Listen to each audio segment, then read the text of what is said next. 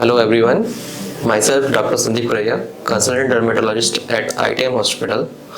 आज इस season winter season में मोस्टली ITM हॉस्पिटल की ओपीडी में डैंड्रफ के पेशेंट्स बहुत ज़्यादा बढ़ गए हैं। आज हम बात करेंगे डैंड्रफ क्यों होता है, कैसे होता है और उसका हम ट्रीटमेंट किस प्रकार से कर सकते हैं, इसके बारे में डिस्कस करेंगे। डैंड्रफ एक कॉमन कंडीशंस है जो कि मोस्टली 50 to 60% ऑफ पॉपुलेशन को अफेक्ट करती है और मोस्टली यंग एडल्ट मोस्टली 13 से 25 से 30 साल के लोगों को अफेक्ट करती है। अब हम जानते हैं कि डैंड्रफ क्यों होता है।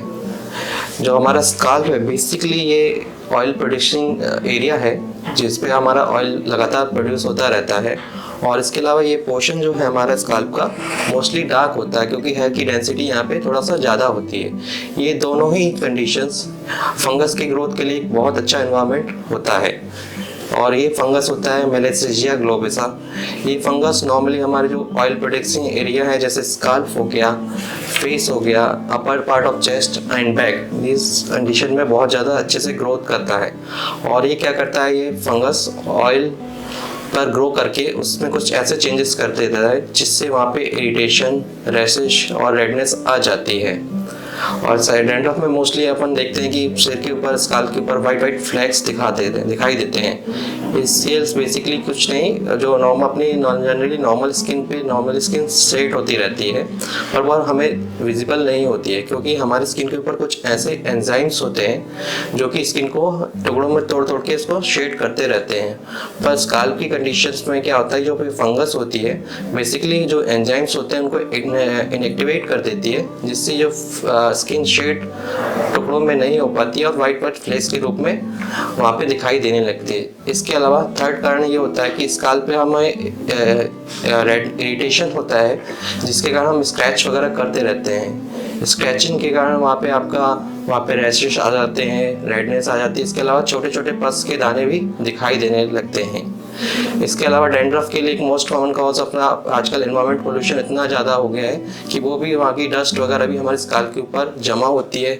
इसके अलावा अगर हम ज़्यादा से ज़्यादा अगर अपन ऑयल यूज़ करते हैं तो वो भी डस्ट को कैप्चर करने के काम करती है और हमारे स्काल्प पे डैंड्रफ का एक बहुत ज़्यादा प्रॉब्लम क्रिएट करने में उसका सहयोग होता है। अब बात करते हैं हम डैंड्रफ के ट्रीटमेंट के बारे में कि डैंड्रफ के ट्रीटमेंट में हम बेसिकली क्या यूज़ कर सकते हैं। मोस्टली जो हम यूज़ करते हैं एंटी फंगल्स एजेंट्स यूज़ करते हैं और कुछ लोशंस होते हैं बेसिकली जो कि वाइट फ्लैक्स को रिमूव करने का काम करते हैं।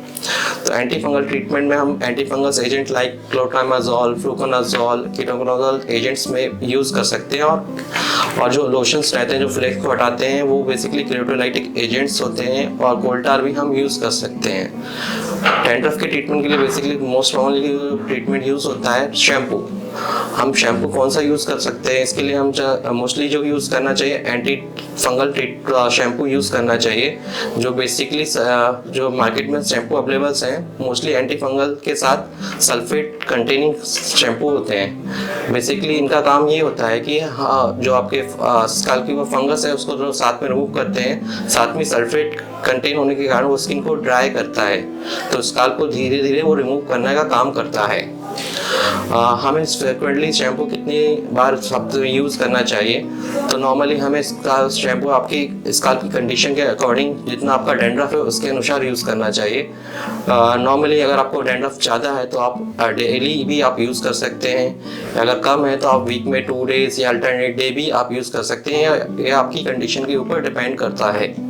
और हमें एंटी डैंड्रफ शैम्पू कितनी देर के लिए रखना चाहिए, मोस्टली हमें एंटी डैंड्रफ शैम्पू 3 से 5 मिनट के लिए रखना चाहिए ताकि जो एंटी फंगल कंपोनेंट है वो इफेक्टिव हो पाए। अदरवाइज हम लगा के उसको वॉश कर देंगे तो हमारा एंटी फंगल एजेंट जो है उस पर फंगस पे इफेक्ट नहीं कर पाएगा। इसके अलावा कुछ लोशन फॉर्मुलेशन आल्सो हम यूज़ करते हैं फंगस फ्लेक्स को रिमूव करने के लिए। उसको हम रात में अप्लाई कर सकते हैं और मॉर्निंग में उसको वॉश कर सकते हैं।